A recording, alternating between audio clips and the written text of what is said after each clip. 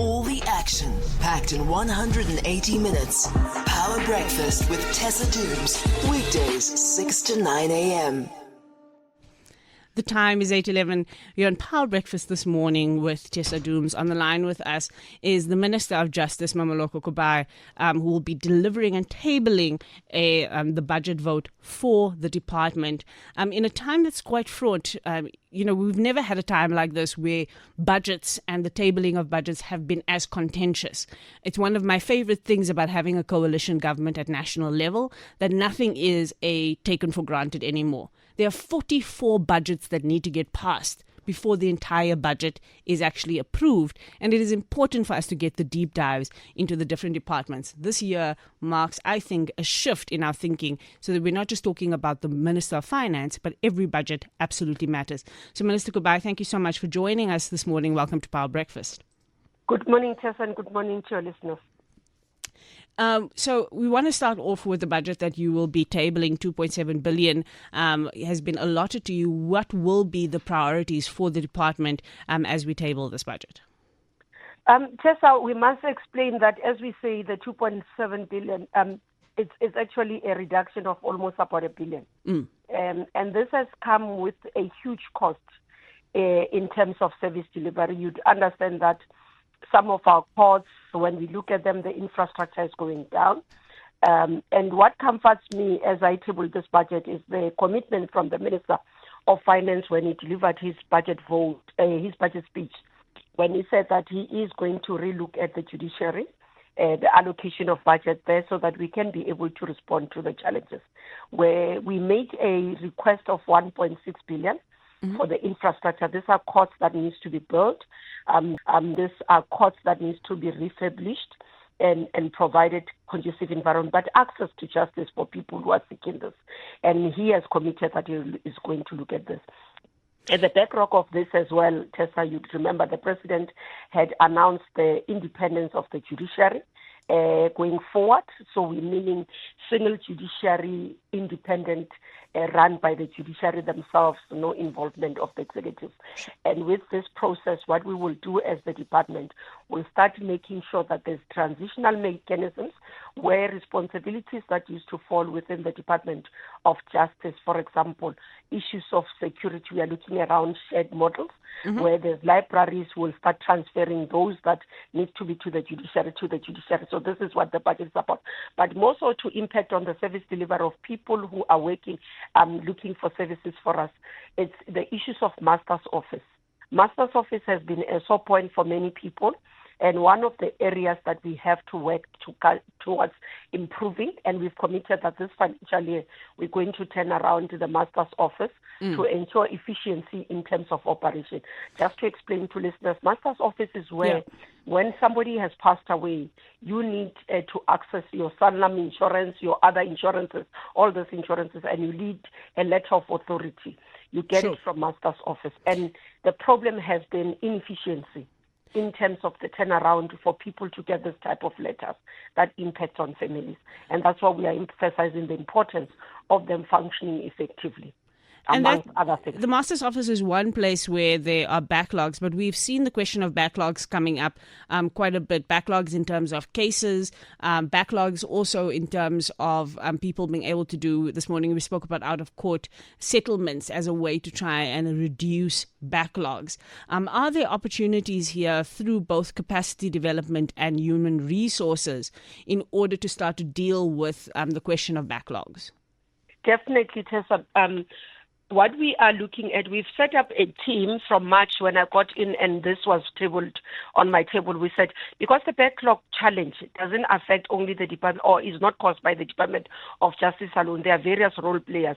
So we brought everybody on the table. We looked at whether is it prosecutors, is it interpreters, is it clerks that are causing, is it magistrate or judges that are causing, is it legal aid, or police themselves in terms of the cases. So out of those, we look at the number and track per province, per court, to see where and who is causing the delay and assisting those people to start dealing with. In NPA, for example, we've identified that there's been shortfall in terms of issues of capacity for prosecutors across. That's why you'd have seen so many posts that has been advertised, almost about 280 posts, 85 posts that would be advertised and filled this financial year. As part of that, within the judiciary themselves, in terms of your support staff, clerks, interpreters and all that, we're looking at about, and registrars, we're looking at about 271 that will be filled this year as well. So it's those things that we're looking at, building capacity, ensuring that there's boots on the ground to be able to deal this work. With us as the Department of Justice, what is important is the number of people. That's why our cost to employees is higher compared to other departments, because of we don't do much of goods and services, but we have to have people, prosecutors, we have to have interpreters, we have to have clerks, registers. All those things are important. But more so as well, when you see in terms of the security in the courts, it's one of the issues that has caused some of the delays. The issues of water, you find that there's no water. Yeah, the and infrastructure that's why in terms issues. of infrastructure, yes, that we're looking at. Because those infrastructure issues sometimes have a ripple effect on whether the courts can function at all. And so if you don't have good infrastructure, I mean, the Eastern Cape is notorious for being poor in infrastructure, and sometimes that also causes some of the backlogs we see in cases.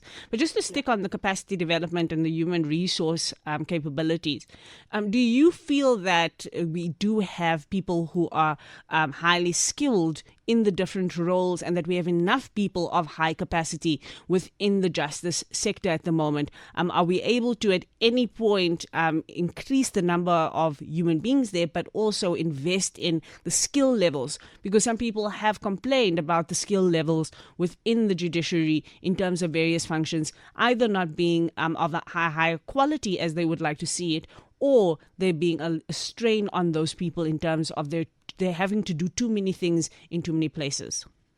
Yeah, no, in terms of the capacity, I think what we have is still not sufficient, but I think it's assisting. If we look at the numbers, if we are able to fill those vacancies, we'll be able to close the gap. But secondly, and then we still have problems in legal aid, which is very critical. So we don't have enough people at legal aid. I am concerned about it, extremely worried because of the number of cases that each lawyer in legal aid has to deal with. That is extremely worrying for me. And that's a big deal in a country that has such high levels of inequality, so that justice is not only for those who can afford it. Many people can't afford to get lawyers, are supposed to supported by state. And when we look at the number of our legal aid South Africa lawyers, we finding that the capacity there is not sufficient.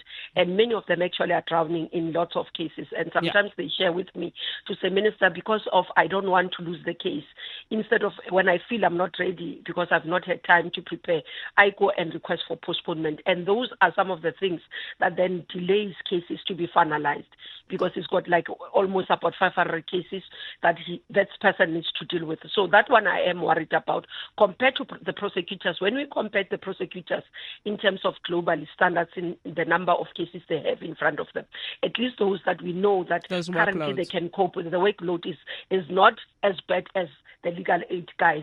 So, but we are still filling the gap. So it's one of the conversations that we are increasing to say how best do we do, how do we support legal aid. And that's why one of the issues people, when they said the means test in terms of affordability currently, it's actually at the level where it still closes the number of people. And I said, if you increase it, it means more people, but we don't have enough staff.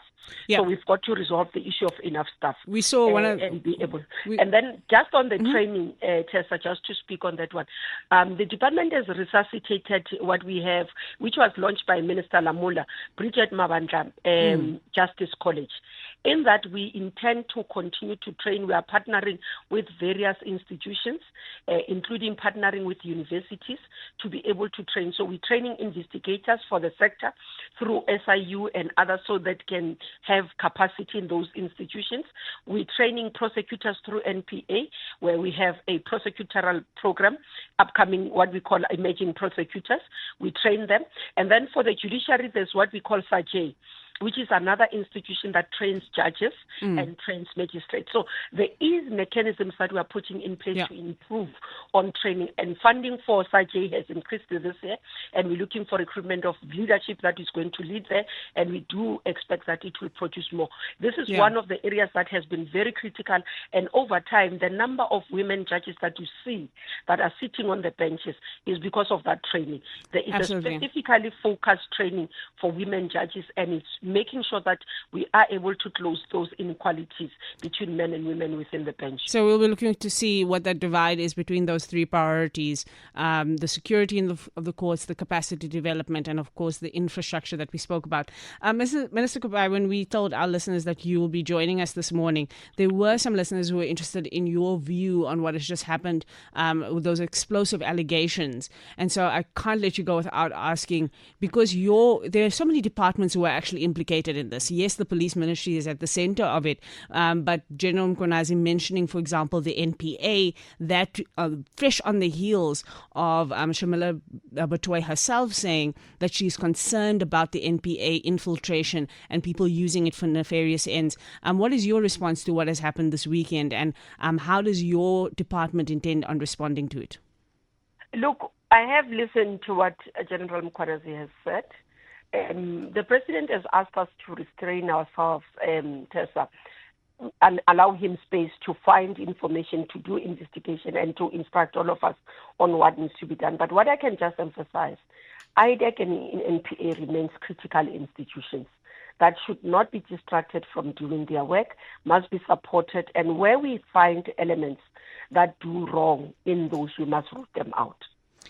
But what is your view on this idea that the NPA itself is not the strongest institution? We've seen that the NPA has been under a lot of scrutiny this year because of cases that people felt that they, underperformed in, etc.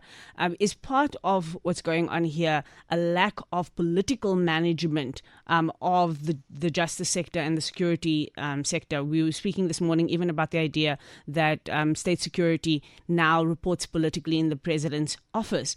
Do you have a view that there is a political management issue that needs to be dealt with? No, there should never be a political management of prosecution. Prosecution authority must remain independent with no interference of political leadership. That's a constitutional prescript.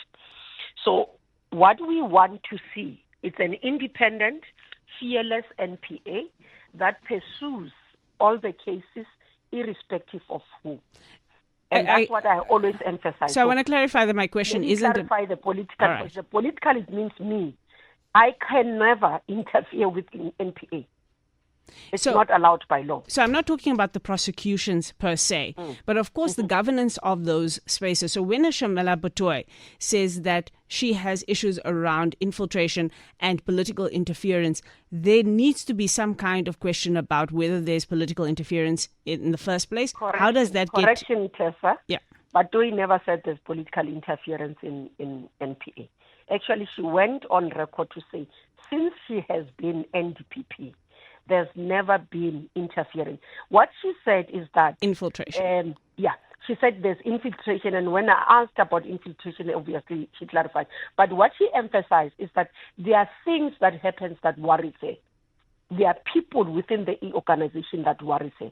Like any other organization, Tessa, you would find that you will have good people who have high moral, ethical standards, and then you'll have bad people that you must root out of that.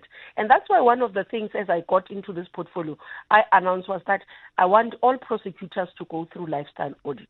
And I said to them, I cannot defend you when there are allegations about you being corrupt, unless if I have a report that tells me that you are beyond reproach. And one of those mechanisms for me as a minister to be able to say if there's allegations against you, I can stand and say the prosecutors are not corrupt, is when we have put you through lifestyle audit and we've started that process. And we will allow it to conclude because we do believe that disclosures currently are low minimum. People who are in security environment like security cluster and areas such as NPA do need to be subjected to a lifestyle audit, where we go through their bank accounts, and the team that will be appointed goes through their bank accounts, goes through their lifestyles, go through their families to see if they are not hiding assets somewhere else. If they are living above their means, then it will tell you that they've been doing, and then it leads you, becomes a trigger so that you can investigate the cases that they've dealt with. But even currently, where there are issues of cases where we think that there's concerns, and then we ask them to account, like I did with Omotoso. With Omotoso case, it was a loss, but there was a lot of noise about the issue that possibly the prosecutors were bought. And I called them into the meeting, and I told them, this is what the public say. When you are seen to be bungling cases, the perceptions about you being corrupt becomes real.